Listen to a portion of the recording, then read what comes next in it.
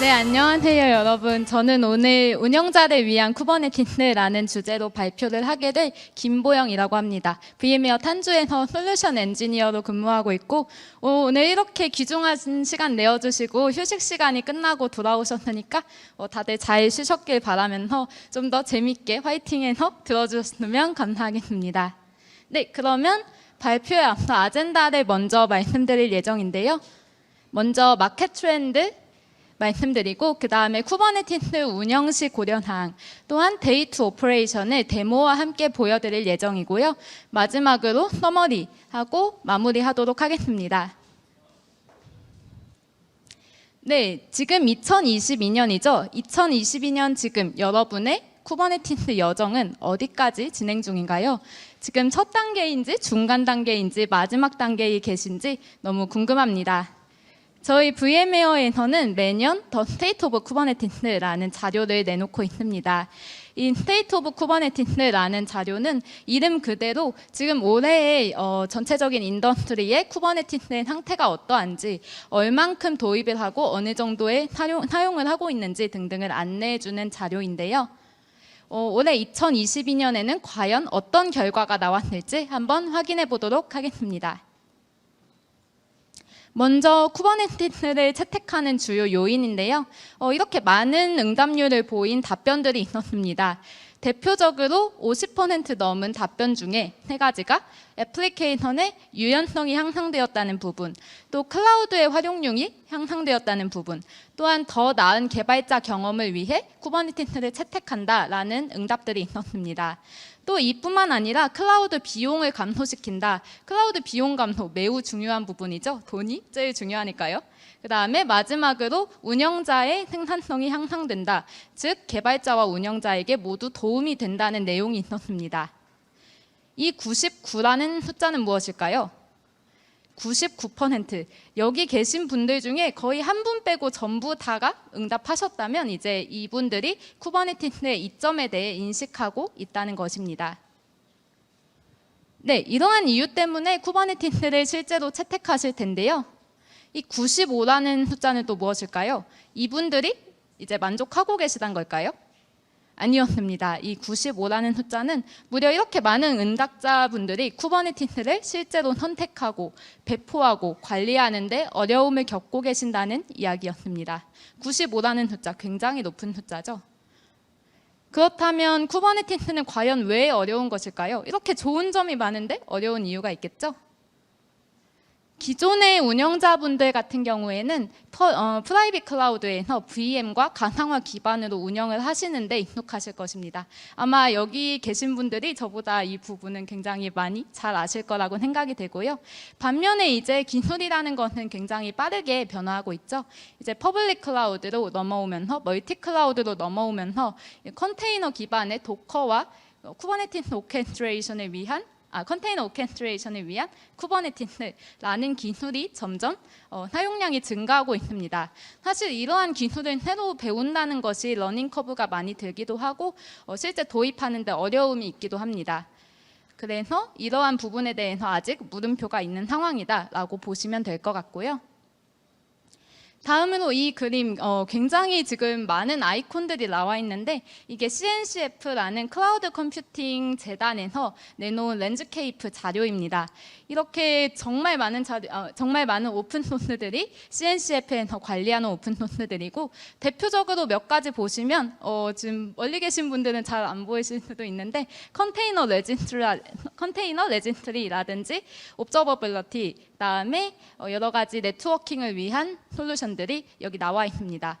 이러한 많은 오픈소스들 중에 어느 것을 내가 선택해야 할지, 그리고 내가 고른 오픈소스가 다른 이유로 고른 오픈소스와 컴패터빌리티가 맞는지 등등이 이제 운영자분들이 고려해야 할 요소이고 이러한 선택 또한 많이 어려운 점 중에 하나일 것이라고 예상이 됩니다. 다음은 이제 운영팀의 업무에 대해서 말씀드리겠습니다.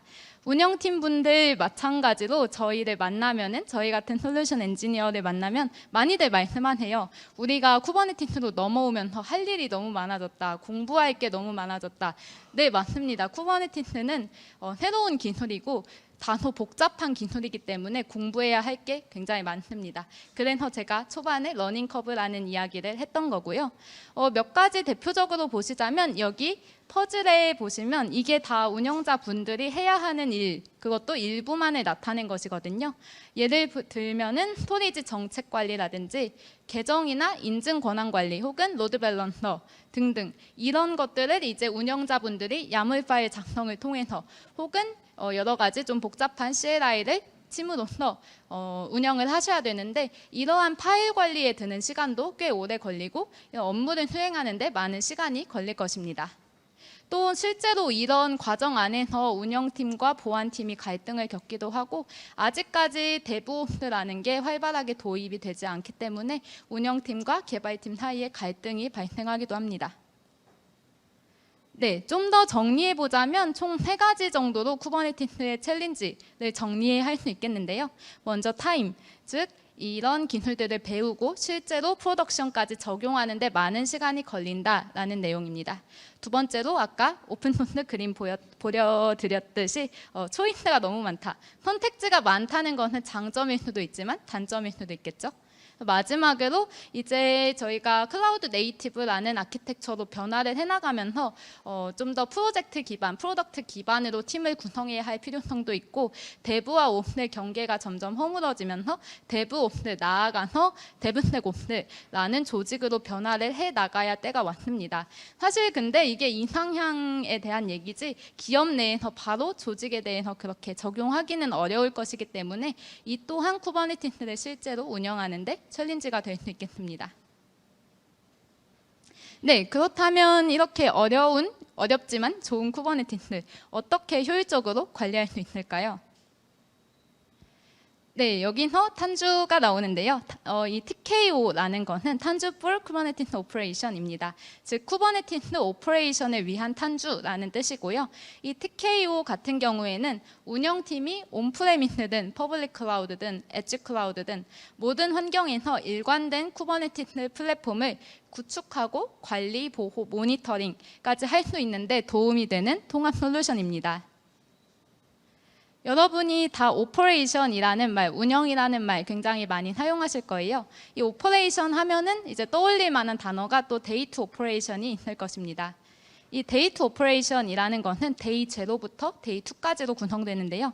데이 0 같은 경우에는 이제 아무것도 없는 상태니까 뭔가를 만들어야겠죠.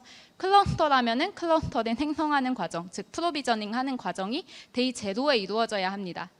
데이 1은 이제 좀 튜닝이라고 생각하시면 될 것 같은데요. 기존에 구성된 클러스터에 네트워크나 보안 정책을 추가한다든지 혹은 로드 밸런서, 안전한 로드 밸런서나 인그레스 등등을 추가한다든지 이런 설정이 데이 1에서 이루어져야 합니다.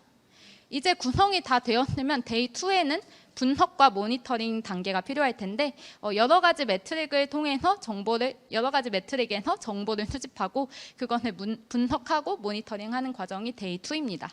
쿠버네티스의 오퍼레이션도 동일합니다. 똑같이 데이 2 오퍼레이션으로 이루어지고 그러면 쿠버네티스 월드에서 데이 2 오퍼레이션이 어떻게 이루어지는지 날짜 하나하나별로 저와 함께 3일을 지금 지내보겠습니다. 먼저 데이 0입니다. 네, 데이 0는 아까 잠깐 언급했듯이 클러스터 프로비저닝, 즉 새로운 클러스터를 생성하는 것이 가장 먼저가 되겠죠. 그리고 기존에 사용하고 계시던 클러스터를 관리 시스템에 어태치해서 관리하는 것도 때로는 필요하실 것입니다. 저희가 뭔가를 도입했을 때 바로 생성해서 사용하는 경우도 있지만 기존에 쓰고 계시던 거를 붙여서 사용하시는 경우도 물론 필요하실 테니까요.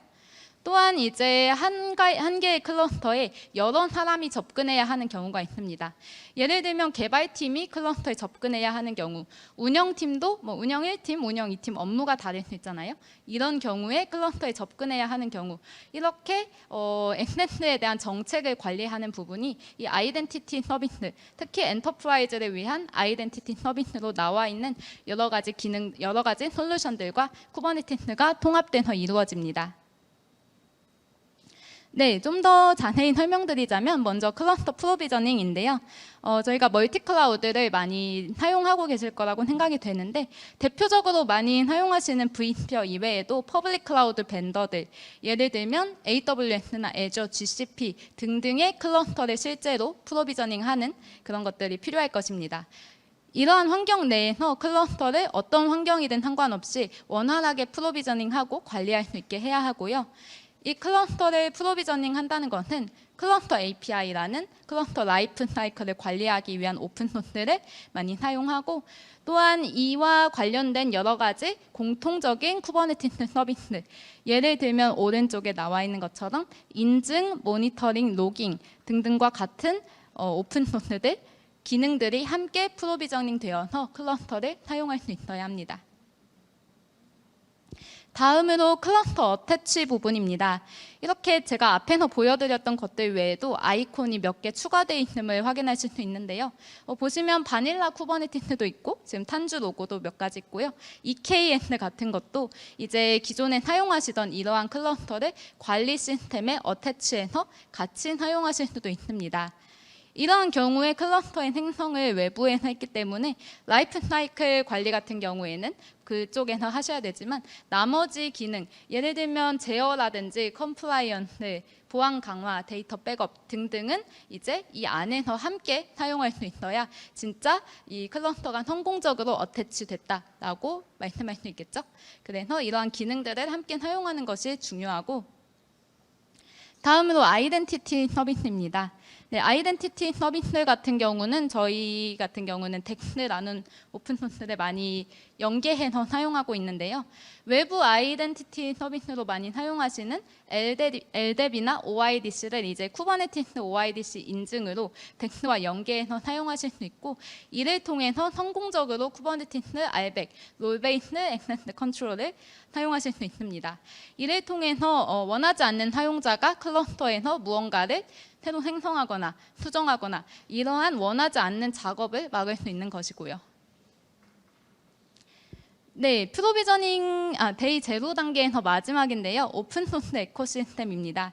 이렇게 탄주에서는 여러 가지 오픈소스를 함께 지원하고 있는데 이 모든 것들이 실제로 많이 사용하고 계시는 오픈소스의 대표격이고 실제로 탄주에서도 함께 지원을 하고 있습니다. 대표적으로 몇 가지 보자면 이제 모니터링을 위한 프로메테우스나 그라파나 매트릭을 가져오고 그라파나로 비주얼라이제이션을 해드리고 있고요. EFK 스택을 구축하기 위해 많이 사용하시는 플루언트 비트가 있겠죠. 또한 컨테이너 레지스트리를 위한 하버, 그리고 데이터 백업을 위한 벨레로와 정책 관리를 위한 오픈 폴러시 에이전트도 중요한 오픈소스일 것입니다. 또한 인그레스를 위한 컨투어, 컨테이너 네트워킹, 즉 CNI를 위한 멀터스, 안트레아, 칼리코 등등이 있고요. 또한 라이프 사이클 관리를 위한 클러스터 API가 있습니다. 이렇게 많은 오픈소스들을 편리하게 설치하고 사용하실 수 있다는 게 장점 중 하나겠습니다. 네, 이제 데이 제로가 끝났고요. 데이 1으로 넘어가 보겠습니다. 데이 1에서 해야 할 일, 이제 클러스터가 생겼으니까 추가적인 세팅을 해야겠죠. 예를 들면 보안 표준이나 리소스 할당량, 이미지 기반 같은 정책 정의가 필요할 것이고요. 또한 로드 밸런싱 자체도 좀 더 안전하게, 컨테이너 인그레스도 좀 더 편리하게 구성할 수 있는 컨테이너 네트워킹 기술도 설정이 필요합니다. 또한 트래픽 암호화나 와프 구성을 통해서 보안적으로도 강화를 시킬 수 있습니다. 네, 여러분이 이제 쿠버네티스에서 보안이다라고 생각하시면 파드 시큐리티 폴러시를 많이 생각하실 거예요. 말 그대로 이 파드에 대한 보안 정책을 관리하는 것입니다. 지금까지 쿠버네티스에서 보안 리소스에 대한 보안 관리를 위해서 가장 많이 사용하셨을 솔루션인데요. 이거 같은 경우에는 이제 쿠버네티스 버전 1.21에서 데프리케이트 되면서 다른 대안을 찾아야 되는 그런 상황에 와 있습니다. 네, 대안은 언제나 항상 있죠. 이 오픈 폴러시 에이전트라는 게 파드 시큐리티 폴러시에 대한 어쩌면 더 나은 것이 될 수 있고요. 이유는 파드 시큐리티 폴러시는 이름대로 파드라는 리소스에 대해서만 보안 관리를 해왔지만 오픈 폴러시 에이전트는 원하는 타겟 리소스에 맞게 레고 템플릿을 사용해서 정책을 정의할 수 있고, 사실 탄주 제품에서는 이 템플릿을 따로 추가할 필요 없이 UI적으로 바로 적용할 수도 있습니다. 이러한 오픈 폴리시 에이전트는 VM웨어에서도 기여하고 있는 오픈소스입니다. 다음으로 실제 정책 설정인데요. 정책으로 이렇게 대표적으로 4가지 정도가 있겠습니다. 보안 정책은 보안하면은 딱 생각하시는 보안 컨텍스트에 관한 것입니다. 이 리소스는 이 정도의 보안 정책을 가져야 한다. 이 정도의 보안 컨텍스트로 실행을 해야 한다라는 내용이고요. 이미지 레지스트리 정책 같은 경우에는 이제 퍼블릭한 이미지 레지스트리, 예를 들면 도커 허브 같은 데서 이미지를 땡겨오지 못하게 하는 것. 왜냐하면 이미지가 위험할 수도 있기 때문이죠. 이러한 정책을 설정하게 하는 것이고, 이를 통해서 하버 같은 좀 더 안전한 프라이빗 레지스트리를 활용하는 데 도움이 될 수 있습니다. 또한 네임스페이스는 이제 내가 이 네임스페이스에는 너무 리소스가 큰 애플리케이션을 배포하고 싶지 않을 수도 있는데, 그러한 경우에 리소스 쿼타를 미리 부여함으로써 너무 큰 애플리케이션이 올라가지 않도록 하는 것이고요. 네트워크는 모두들 잘 아시는 인그레스와 이그레스에 대한 네트워크 폴리시를 설정하는 일입니다. 네, 여기까지 이렇게 4가지 굉장히 잘 사용하실 텐데, 이것만 하면 또 부족하니까 사용자 정의 정책도 또 필요할 것입니다.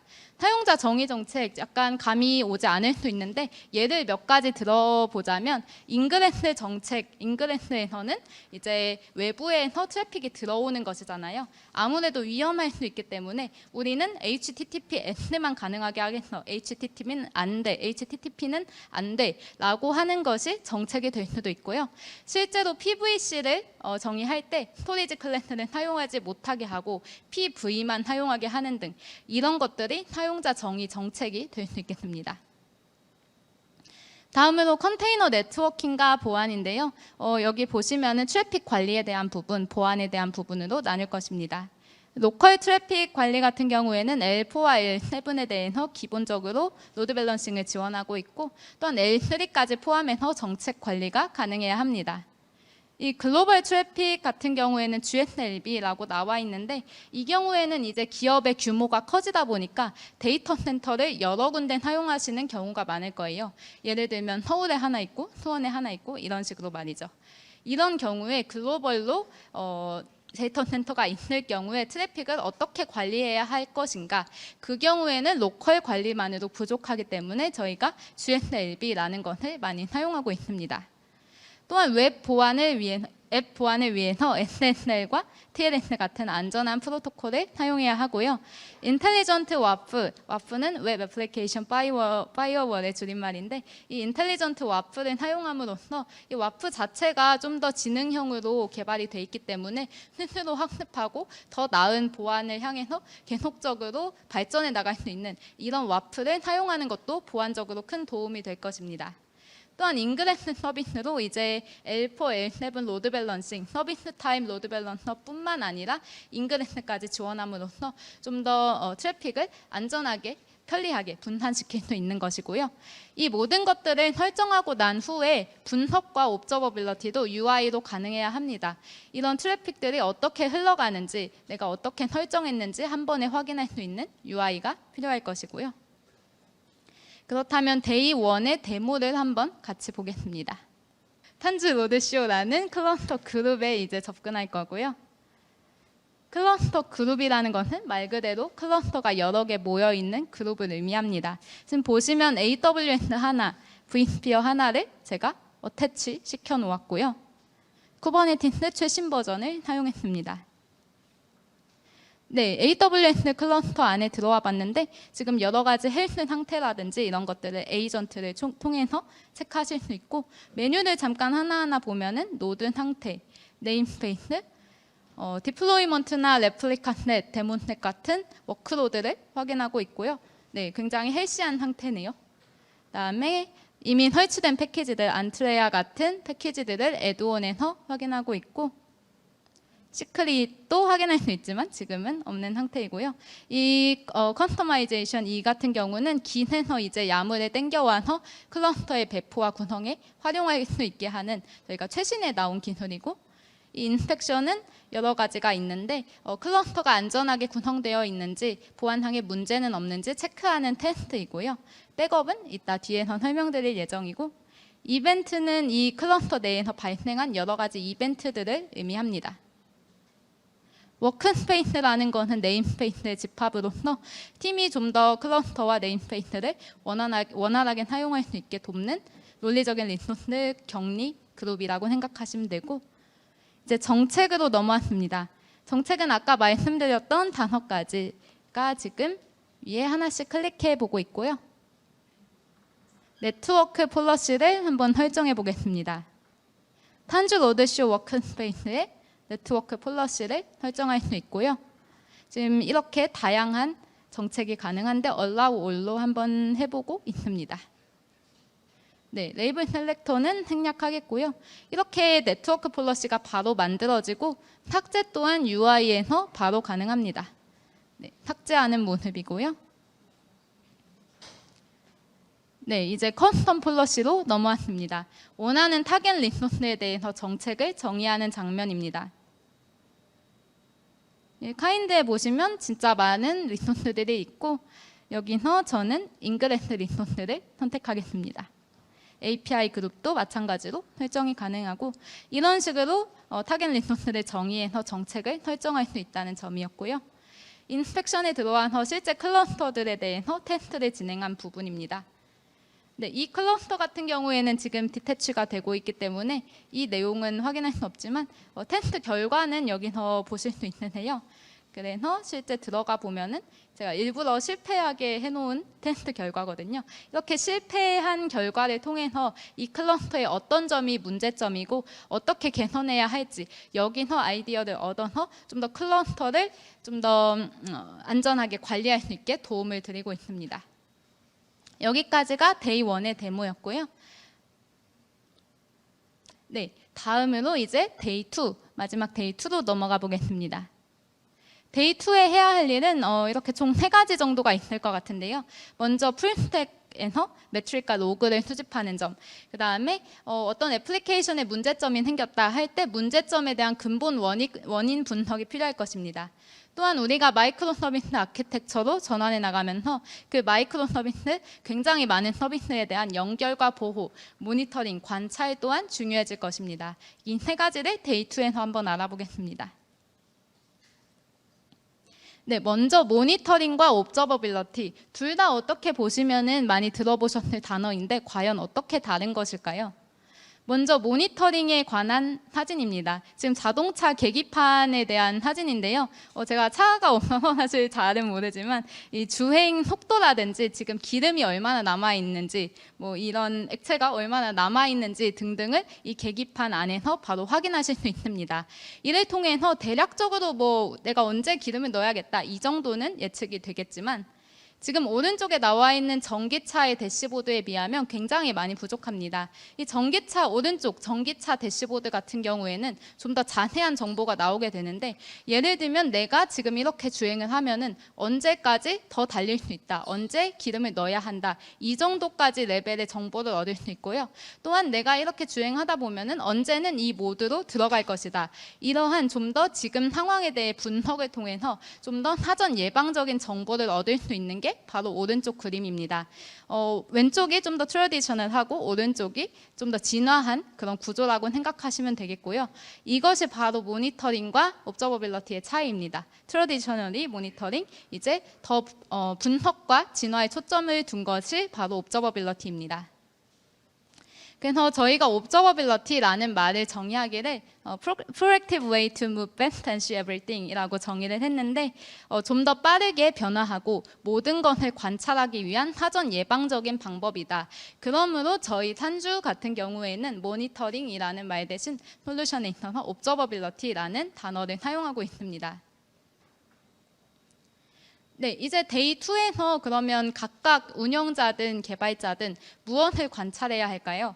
각각 페르소나별로 많이 다를 것 같은데, SRE 같은 경우에는 이제 좀 더 인프라 레벨에 많이 초점을 맞추게 될 것입니다.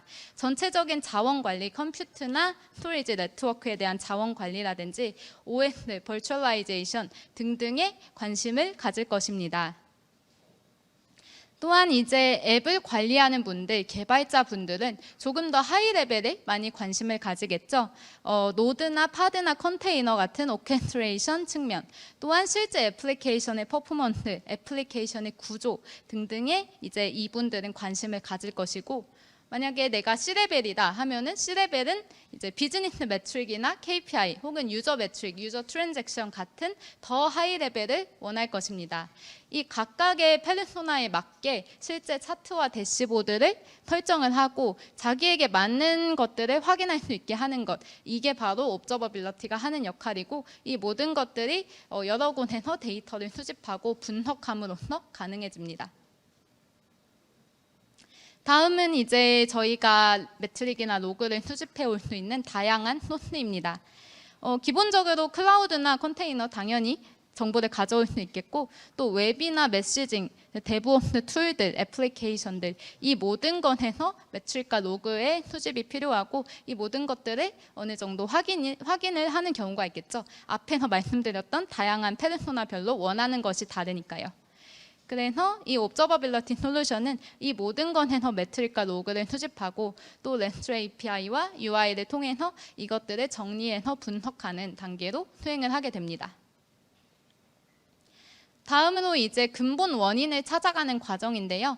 특히 스프링 부트 앱으로 구성된 경우 혹은 마이크로 서비스 기반으로 구성된 애플리케이션의 경우, 이렇게 각각 서비스 간의 호출 관계가 굉장히 복잡할 것입니다. 이 과정에서 통신 과정, 호출 과정에 있어서 문제가 생기는 경우가 있는데, 지금 이 초록색으로 표시된 부분이 문제가 발생한 부분이라고 생각하시면 될 것 같습니다. 이때 여기서 왜 문제가 발생했는지 좀 더 이 전체적으로만 보는 것이 아니라 마이크로 서비스 레벨로 직접 드릴 다운해서 이 안에서 실제 통신이 어느 정도 속도로 이루어졌고, 이것들의 통신에 대한 파라미터는 어떻게 구성되어 있는지, 이것이 get에 대한 호출인지 post에 대한 호출인지, 이런 것들을 좀 더 서비스 레벨에서 드릴 다운해서 찾아봐야 하는 것이고, 이게 즉 실제 원인을 찾는 것, 루트 커즈 애널리시스라는 단어로 표현을 하고 있습니다. 네, 다음으로 이제 서비스 메쉬에 대한 이야기인데요. 제가 오늘 마이크로 서비스 아키텍처에 대한 얘기를 굉장히 많이 했는데, 실제로 마이크로 서비스 아키텍처로 전환해 나가는 과정에 많은 분들이 계시기 때문에 또 한 번 언급을 드리게 되었습니다. 그래서 이 서비스 메쉬라는 개념은 이 마이크로 서비스 아키텍처가 서비스 메쉬 네트워크의 형태를 띠는 것에 빗대어서 지어진 이름이고요.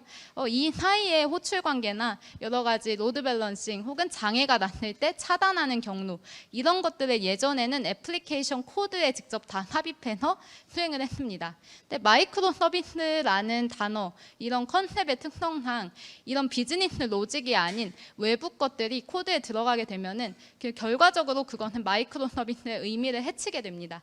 이런 것들은 결과적으로 인프라 레벨로 분리해서 우리가 구성을 하면 어떨까, 이런 차관에서 나온 것이 바로 서비스 메쉬라는 개념이고, 이런 것들은 사이드카라는 추가적인 리소스를 활용해서, 프록시를 활용해서 서로 통신에 대한 호출에 대한 규약을 맺고, 또한 로드 밸런싱 등등 여러 가지 장애 문제에 대한 것을 처리하기 때문에 좀 더 인프라적인 레벨에서 활용을 할 수 있습니다.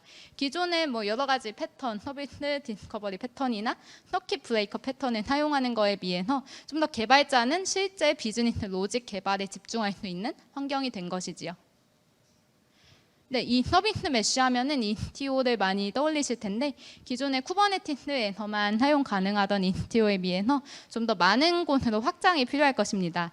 멀티클라우드, 멀티클러스터로 확장이 필요하고, 또한 VM과 여러 가지 사스라든지 서버리스라든지 이러한 모든 환경에서 클러스터를 한 번에 분석하고 이 마이크로 서비스가 어떻게 구성되어 있는지 확인해야 할 경우가 생길 것입니다.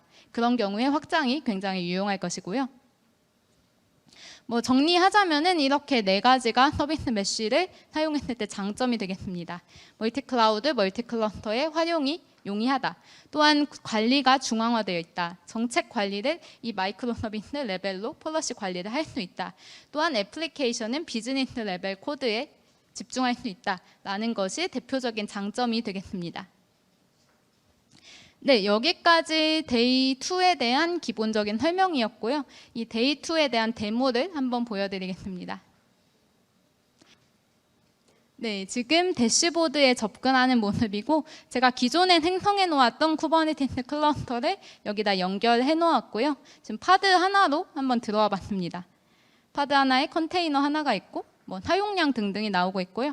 다시 클러스터로 넘어와서 여러 가지 파드라든지 서머리에서 실제 파드나 노드의 개수들 그리고 메모리의 사용량 등등을 확인하는 장면입니다.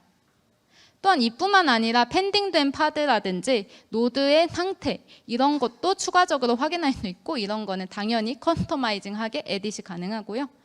이번에 애플리케이션 맵입니다. 서비스들이 어떻게 호출이 이루어지고 어떻게 구성되어 있는지 확인하는 것이고 먼저 분산 트레이싱으로 들어와 보았습니다. 이 쇼핑이라는 서비스가 어떻게 상호작용하고 있는지 위에 그림에 나오고 있고요.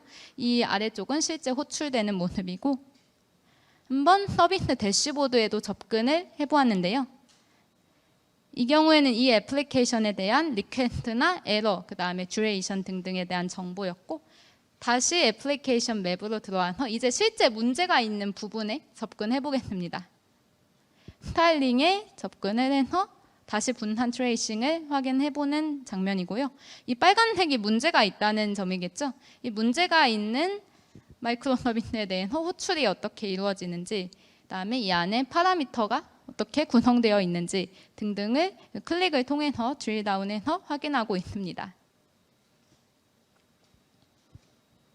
네, 이런 것들을 통해서 실제 어떤 부분이 문제인지 확인할 수 있는 것이고 스프링 부트 기반으로 되어 있다면 편리하게 사용하실 수 있고요. 다음으로 서비스 메쉬로 넘어와 보았습니다. 먼저 클러스터 두 개를 저희가 확인해 볼 텐데요. 탄주 로드쇼 1번과 2번입니다. 1번은 이 정도로 생긴 조금 여러 가지 마이크로 서비스가 있죠. 이런 클러스터이고 퍼포먼스는 이런 상태이고 저때 제가 계속 호출을 해서 한번 높게 튄 것이고요.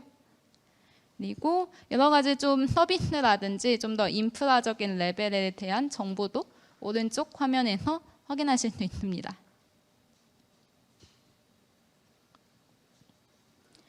다음으로 클러스터 2번으로 접근해 보겠습니다.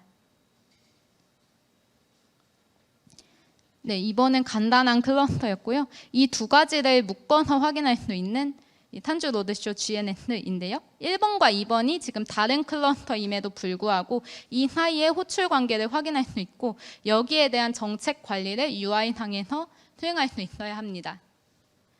네, 실제로 컨피그레이션에 들어가 보면 이렇게 1번과 2번이 매핑되어 있음을 보실 수 있습니다.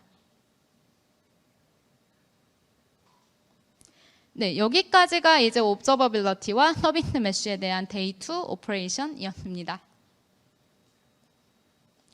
네, 여기까지 데이 2까지 알아보았는데 이제 좀 더 반복적인 작업이 필요한 경우가 있을 거예요. 뭐 모니터링 분석까지 다 했다. 이게 끝이 아니잖아요, 사실. 실제로 클러스터를 백업하고 복구해야 할 계획을 수립해야 할 경우도 있겠고 최신 버전의 쿠버네티스로 클러스터를 업그레이드하는 작업도 필요합니다. 왜냐하면 쿠버네티스라는 것은 굉장히 자주 업그레이드가 이루어지고 그에 따른 취약점의 개선이 이루어지기 때문이죠.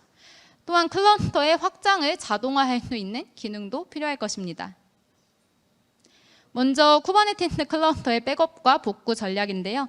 기존의 쿠버네티스 리소스만을 백업하는 그런 전략이 많았는데 이 경우에는 PV까지 같이 백업을 함으로써 좀 더 완벽하게 클러스터를 백업할 수 있다고 보여지고요. 또한 이들은 AWS S3 같은 스토리지에 저장을 하고 이것을 다시 꺼내와서 복구하는 식으로 구성이 될 수 있습니다. 이를 통해서 우리가 진정한 디자스터 리커버리를 이루어낼 수 있으며 또한 스케줄 백업 등등을 통해서 실제 문제가 생겼을 때 바로 백업을 수행할 수도 있고 바로 백업을 할 수도 있고요. 또한 클러스터를 마이그레이션 시킬 경우 클러스터 전체를 백업해 놓았다가 다른 환경에 다시 리스토어하는 식으로 마이그레이션 툴로도 사용할 수 있습니다. 쿠버네티스 업그레이드 전략이다 하면은 무중단 업그레이드를 많이 생각하실 텐데 롤링 업그레이드를 통한 무중단 업그레이드를 수행할 수 있어야 합니다. 신규 버전의 노드를 추가하고 기존 버전의 노드는 이제 추가된 후에 삭제하는 과정을 계속 반복함으로써 하나하나 업그레이드를 해나간다, 롤링 업그레이드다라는 말이 나오게 된 것이고요. 이런 과정을 통해서 최소한의 중단으로 쿠버네티스 클러스터를 업그레이드해서 비즈니스에 영향을 끼치는 일을 줄여야 합니다. 다음으로 클러스터의 확장인데요. 이 워크로드 클러스터에 지금 마스터 노드와 워커 노드 두 개로 구성이 되어 있는데 저희가 사용하다가 워커 노드를 하나 더 늘리고 싶은 경우가 있을 수 있잖아요. 이렇게 스케일 아웃을 해야 할 때 매니지먼트 클러스터라는 관리 클러스터를 통해서 CLI를 통해서 굉장히 쉽게 클러스터의 워커 노드 개수, 컨트롤 플레인 개수 등을 조절할 수 있는 기능이 필요할 것입니다. 네, 여기까지 데이 N에 대한 설명이었고 데모도 잠깐 한번 보여드리겠습니다. 아까 보셨던 화면인데 여기 백업 버튼이 숨어 있었어요. 클러스터 전체를 백업하는 것, 특정 레이블과 네임스페이스만을 백업하는 것이 있고 지금 타겟 로케이션으로 저는 AWS 스토리지를 지정을 해놓았습니다. 여기다가 이제 클러스터를 백업하는 것이 되겠고요. 이제 now, monthly, daily 등등이 있는데 원하는 스케줄로 백업을 하거나 즉시 백업하는 것이고 마지막으로 네임 설정만 하면은 이제 백업이 생성되게 됩니다. 네, 시간이 약간 걸리니까 바로 다 완성된 모습을 보여드리겠습니다. 네, 아까 생성한 백업이 지금 완성이 되었고요. 풀 백업, 전체 백업으로 수행이 되었고 안에 포함된 네임스페이스들이 나오고 있습니다. 얘를 이제 복구를 시켜봐야겠죠. 저는 전체 백업했으니까 전체 복구로 한번 가보겠습니다. 굉장히 간단하죠. 어떻게 복구할지 설정하고 이름만 지정하면 됩니다. 네, 복구도 약간 시간이 걸리므로 바로 스킵을 해서 완료된 부분을 보여드리겠는데요. 지금 진행이 되고 있고 네, 완료가 된 모습을 볼 수 있습니다. 이렇게 UI를 통해서 백업과 복구가 간단하고 혹은 벨레로라는 오픈소스를 사용할 수도 있습니다. 네, 이렇게 쿠버네티스의 데이 2 오퍼레이션 나아가서 데이 N 오퍼레이션에 대해 알아봤는데 이렇게 끝나면 아쉬우니까 한 번 더 정리를 해보겠습니다. 데이 0 같은 경우에 실제 프로비저닝 어태치하는 부분이 있었고요. 액세스 정책이라든지 오픈 소스를 추가적으로 이제 컨피그레이션 하는 것이 있었습니다. 데이 1에는 이제 추가적인 세팅, 보안이나 정책, 로드 밸런싱, 인그레스 등에 대한 설정이 데이 1에서 이루어졌고요. 데이 2는 옵저버빌러티 위주였죠. 옵저버빌러티에서 매트릭과 로그를 수집하고 실제 문제에 대한 원인을 분석하고 서비스 메쉬를 구성하는 일들이 데이 2에서 이루어졌습니다. 또한 나아가서 이터레이션 작업은 데이 N이라는 명칭으로 저희가 불렀고요.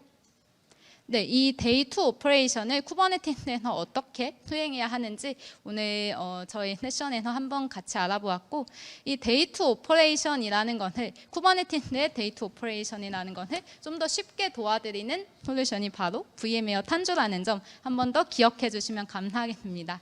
오늘 이렇게 지금 3시 40분 정도 되었나요? 이렇게 시간이 오래 되었는데 끝까지 잘 들어주셔서 너무 감사하고 오늘 세션이 많은 도움이 되셨길 바라면서 혹시 질문이 있으시다면 저희 영업이나 마케팅 분을 통해서 연락 주시면 언제든 답변 드릴 수 있도록 하겠습니다. 네, 들어주셔서 감사합니다.